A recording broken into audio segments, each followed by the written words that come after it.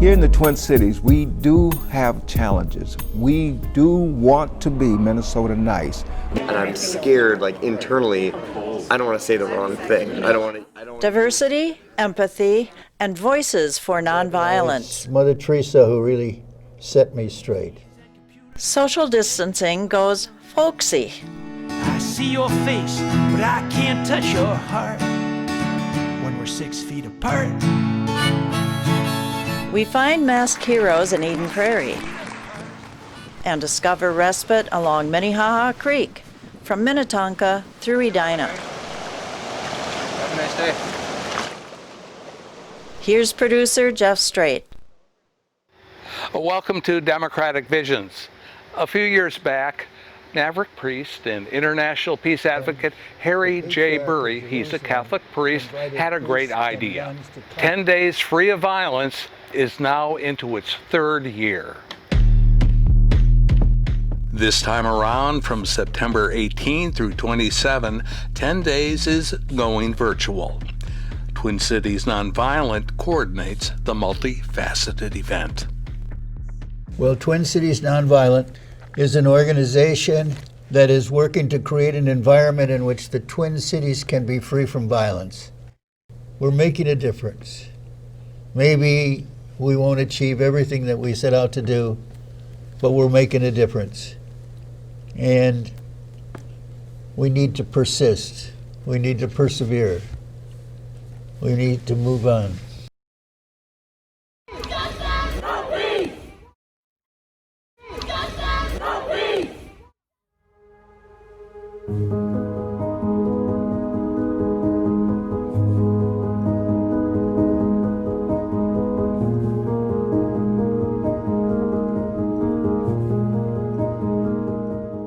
Twin Cities Nonviolence vision is for the Twin Cities to be free from violence and have opportunities for each and every one. The way to stop violence is by love, forgiveness, and understanding.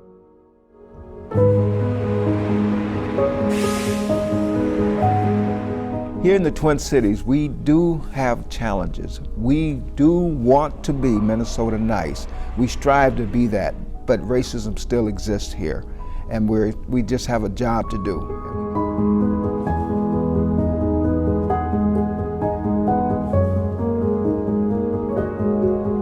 Violence in the home is traumatic to a child. Trauma lasts forever if it's untreated.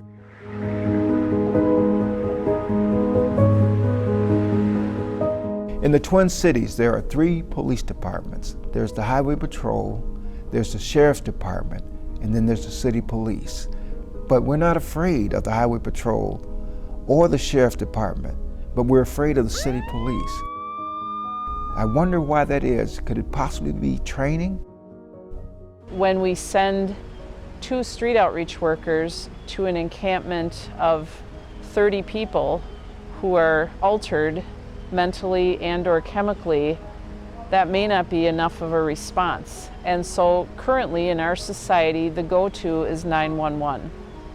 For people who are living with a severe and persistent mental illness, the answer is a long-term social service and healthcare response, not a law enforcement one. We can't have police officers with guns and tasers dealing with 12-year-olds behaving badly. What we need are trained professionals, people that know how to de-escalate, how to heal. I admit I'm a racist. I don't want to be, and I'm trying not to be. I want to see the goodness in every person, because I believe there are no bad people in the world. There are only good people who do bad things like being racist.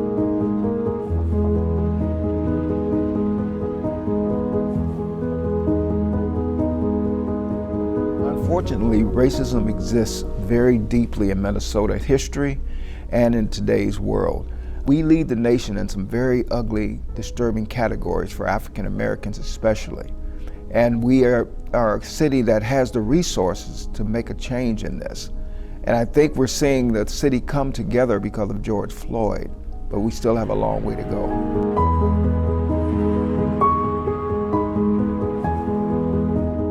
When people think of homelessness, they often attach judgment.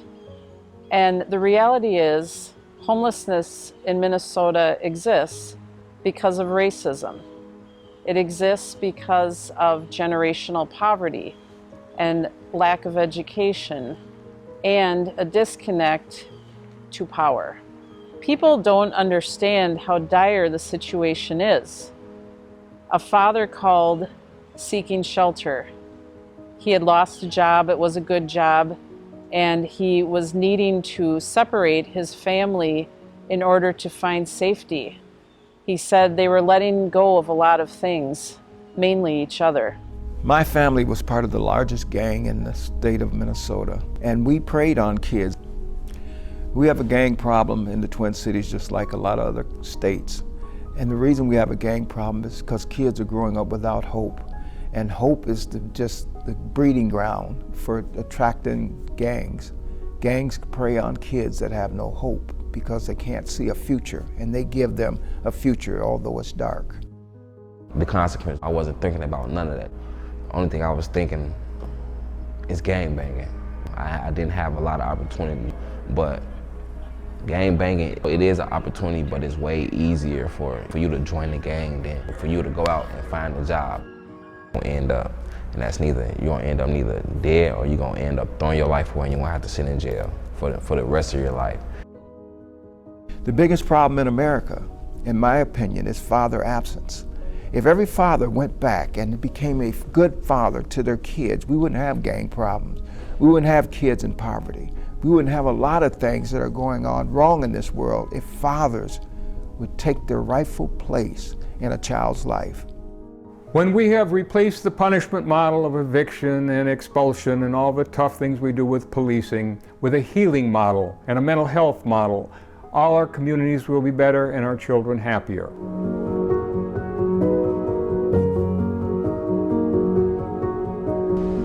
If I could wave my magic wand, the Twin Cities would do three things. All people would be in relationship with communities of color or those in poverty. We would end racism, and everyone would be able to afford a home. 10 Days Free from Violence runs from September 18 through 27. It will be an inspiring and interactive virtual experience. Learn more at twincitiesnonviolent.org. That's twincitiesnonviolent.org. September 18 through 27. This past August, a group called Interfaith Circle contributed a video to Eden Prairie People Fest. People Fest is a celebration of my hometown's diversity and an invitation to share our pluses and minuses. We are so open over there. You know, you'll see Christians, Hindus, traditional people, whoever, Africans, Muslims, all together. We are friends, not based on our religion, but based on the person you are. Nobody thinks about your religion as the most important. And when I came to this country, that was the first thing that hit me, that my religion was more important than me as a person. Many of us may not be aware that life in Eden Prairie for some is more difficult than it really should be. And I just Interfaith Circle has been helping people talk to one another to shorten distances. When I go out, I'm still treated as a dark hair, thinking that I'm a Jewish, but as soon as I say I'm a Muslim, oh, you are. And that, oh, it kills me. And I'm scared, like internally, I don't want to say the wrong thing. I don't want to use you guys, or I don't want to use the wrong name for something, or and so I'm like. I guess for them it's also hard to know us, because I guess they also feel like they don't know how we are going to act. You know, what customs we have, what we should do. Or most people are just curious to know more about you, and that's how they start a conversation. So where are you from? And I think if we take that approach, and it will make it a lot easier.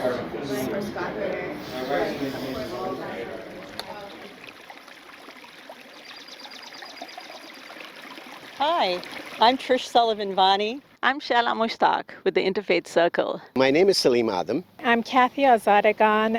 My name is Mike Miller. I'm Sarah Steichen-Stiles. We are the Interfaith Circle. We've worked for more than 15 years to build interfaith connections throughout the Southwest Metro, to come together to learn, to pray, gathering hundreds of people of goodwill who believe that our commonalities are far more important than our differences. The Interfaith Circle has, for over the last 15 years, been promoting conversation among communities to build greater understanding between the diversity that exists in our communities. Welcome everyone to this annual Thanksgiving celebration. Welcome to Pax Christi. Welcome to this beautiful celebration of our gratitude to God and unity within our community. Assalamu alaikum wa rahmatullahi wa barakatuh. The Circle's Thanksgiving celebrations reveal the richness of our faith and cultural communities.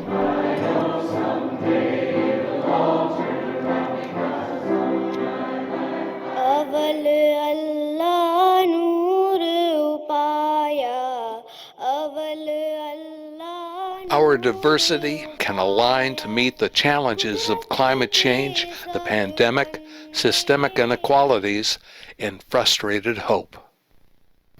What we are seeing happening in Twin Cities of George Floyd is nothing new. We have seen this many, many times before. But this has spread awareness. The extent and intensity of racial injustice runs deep and wide. And I talk to different people in different groups that I volunteer with, a lot of frustration and helplessness. They all are charged up and want to change the world overnight. And there is much, much work to be done. In the spiritual realm, Eden Prairians are adapting to the era of social distancing. Outdoor prayer vigils for George Floyd and outside Sunday services. 1, 2, 3. Hello from Prairie Lutheran. We are St. Stephen Lutheran Church. For a while, car horns will do instead of bell choirs. And of course, worship and fellowship via Zoom. These days, video streaming and social media are helping us narrow the space between us and, as it happens, inspiring us to join others beyond our own churches and neighborhoods.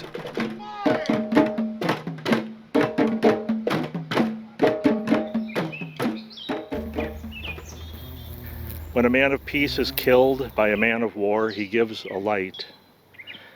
You do not have to walk in darkness. If you will have the courage for love, you may walk in light. It will be the light of those who have suffered for peace. It will be your light. Some are sharing poetry, and others simply taking a walk. The wound is where the light enters you. 13th century poet and Sufi philosopher Rumi, Jalaluddin Rumi. Come join us for one of our events. Be part of the Interfaith Circle. And we would love for you to find us on Facebook and on our website. We would love to see you at one of our events. Plans for the Circle's 2020 Thanksgiving celebration will be announced in October.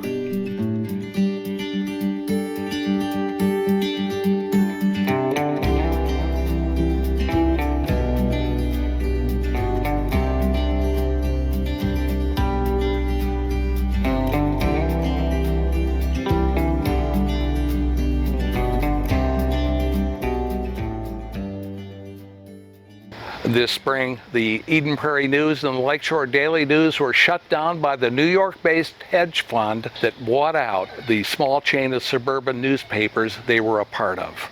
And that's why you didn't read about two local heroes who were honored by the city of Eden Prairie on July 14.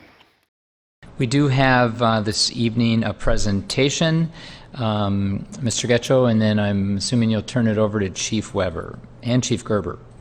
Correct, Mayor and Council. I will do that right now.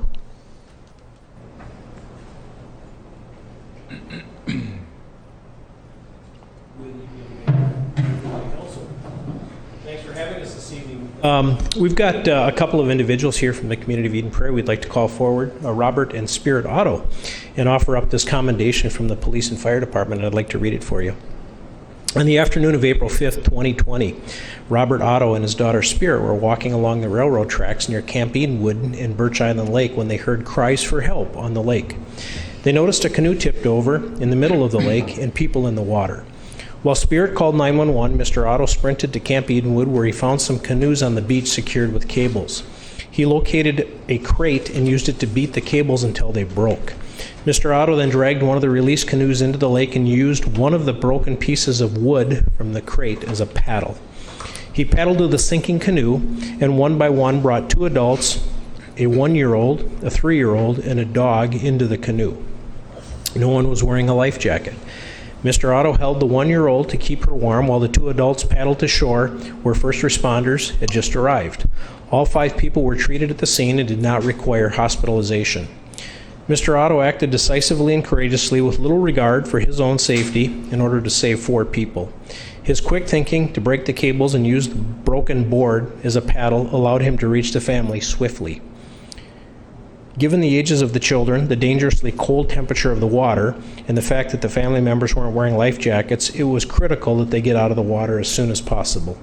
The actions of the Ottos were selfless and brave and resulted in the rescue of 4 lives. On behalf of a grateful community, we hereby award the City of Eden Prairie's commendation to Robert Otto and Spirit Otto.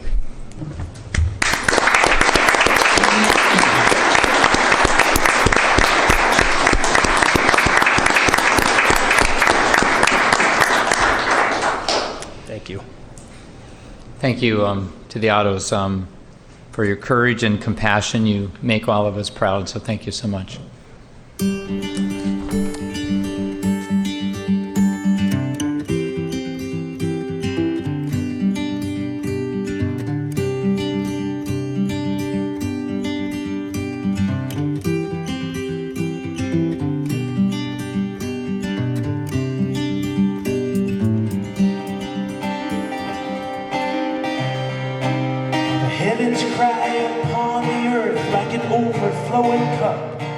Folk singer Dave Dvorak performs solo and with the Zoe Says Go band. Dave has composed a new song about social distancing during the COVID-19 crisis.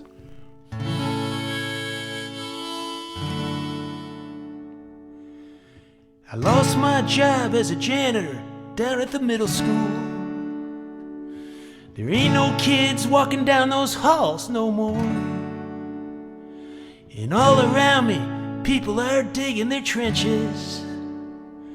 They say that we're fighting a whole different kind of war. I wanna understand how everything got this crazy. I wanna reach out, but I don't know where to start.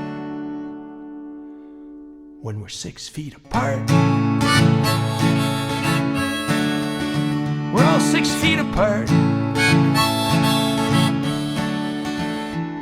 All the shops are shuttered, the streets they feel so hollow. A bus rolls by, vacant as an orphan's eyes. Stay in your space, shelter in place, says the newsman. And if you need to step out, keep your distance from the passers-by. Quarantines and computer screens make me lonesome. I see your face, but I can't touch your heart. When we're 6 feet apart, we're all 6 feet apart.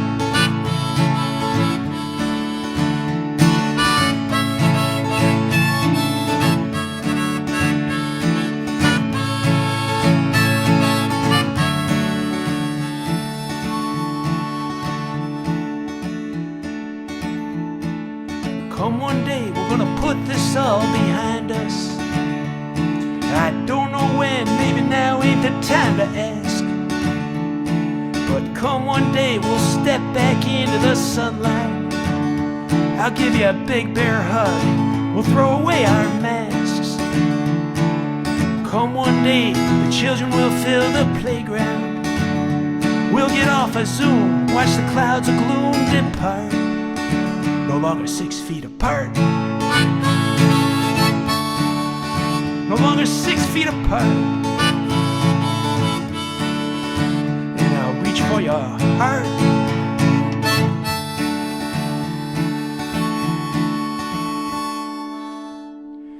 And we'll get a fresh start.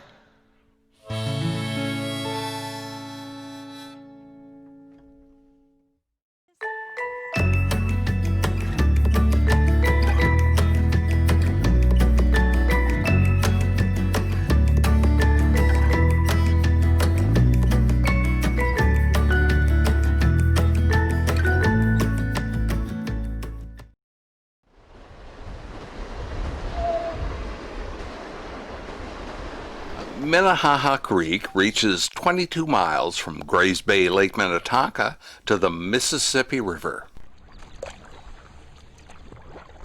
The creek is rich with gifts throughout the year. Its personality and canvas of colors are constantly changing.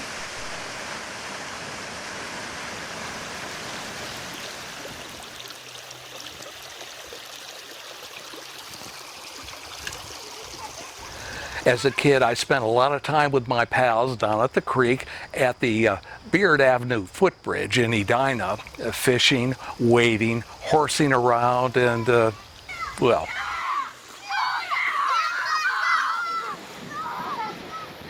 I've stitched together some video clips of Minnehaha as it winds through Minnetonka, St. Louis Park, and Edina. The reach of the creek I know best.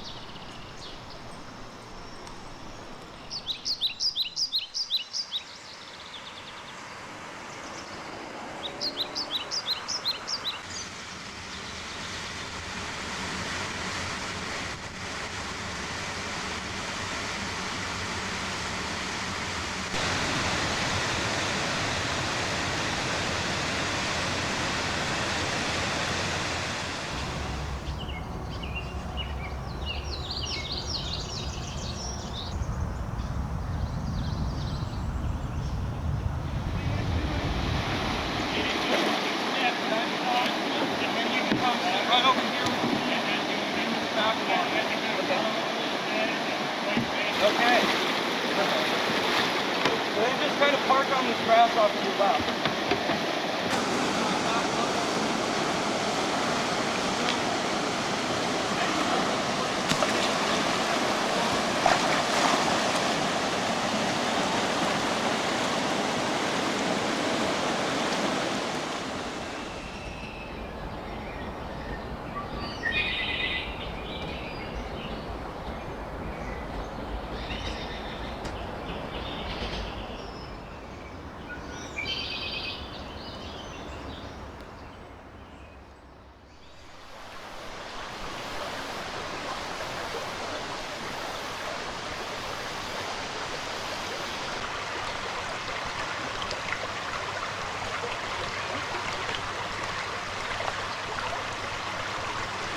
You know, these days, Minnehaha Creek remains a valued respite from our troubled times. I think of Tom Sawyer, Becky Thatcher, Jim and Huck. Like their Mississippi River, our creek also means freedom.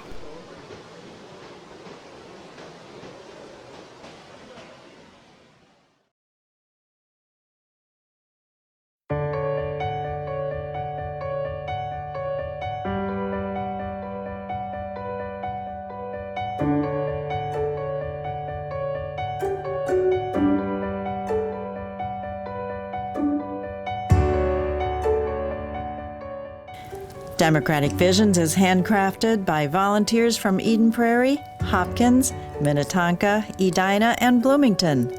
Watch us on select cable systems and on our YouTube channel. This is Carol Sundstrom.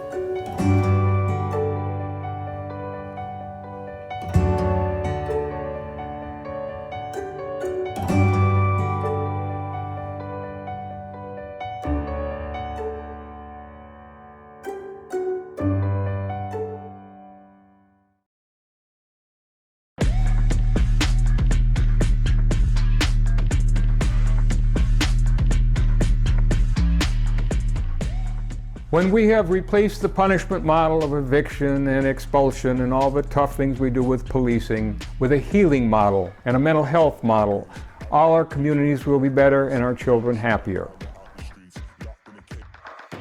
10 Days Free from Violence runs from September 18 through 27. It will be an inspiring and interactive virtual experience. Learn more at twincitiesnonviolent.org. That's twincitiesnonviolent.org, September 18 through 27.